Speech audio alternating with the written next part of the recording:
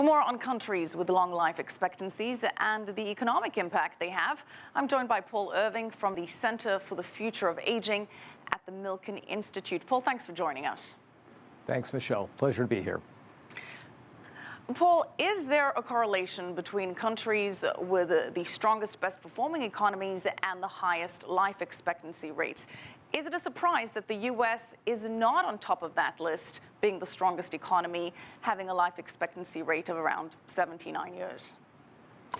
Well, there's clearly a correlation. You know, I was just watching the segment that you did on Nicoya, and of course, whether it's Nicoya or Sardinia or Okinawa, there are these outlier blue zones, as we refer to them, where people are living extraordinarily long lives. But the countries that are engaging with aging most successfully are those countries that are democratizing public health, sanitation, education, opportunity, purpose for people across their societies. And as we know, the United States has an income inequality challenge, and frankly a public health challenge. Our great capacity to deliver results is not equitably and fully distributed. So we have pockets of extraordinary health and pockets where we have relatively poor health.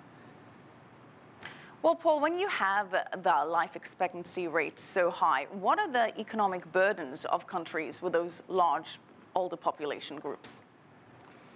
Well, so as you can imagine, the costs of entitlements, healthcare costs, the challenge of addressing financial needs for people as they continue to age is a very significant problem. This is why I think we really have to reconsider how we deal with our aging populations and societies that will continue to experience remarkable aging growth. For example, in China, by mid-century, there will be a population over 60 years old that's significantly larger than the entire U.S.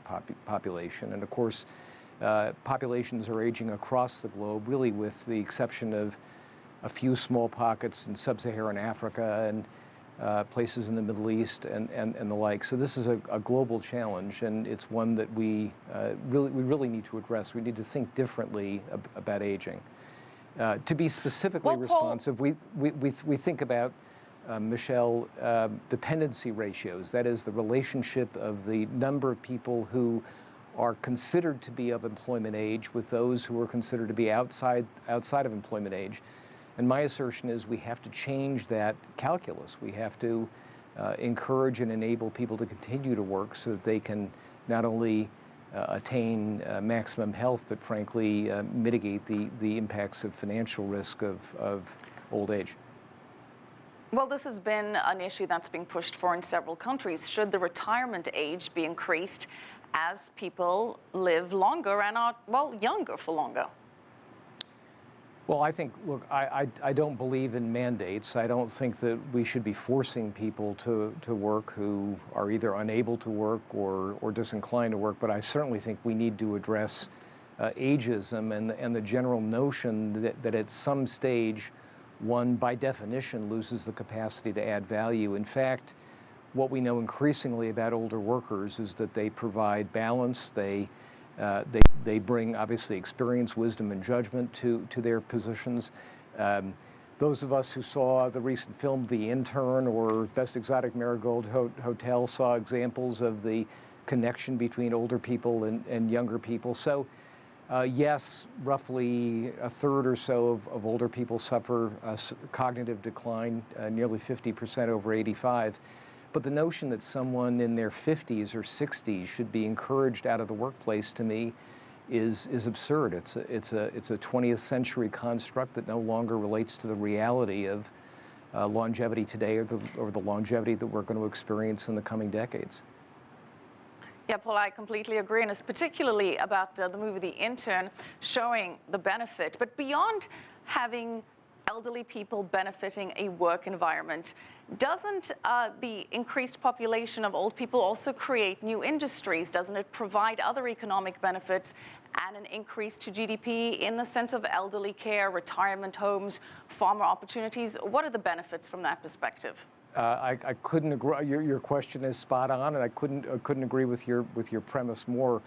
Only in policy circles would a gigantically increasing demographic hungry for new products and services and innovations to serve them be viewed solely in a negative way.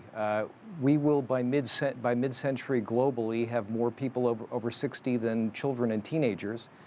And it's kind of remarkable that more businesses aren't focused on the creation of really interesting new ways for older people to live well and interact. And of course, this extends to health and financial services and housing and technology and leisure, entertainment, travel.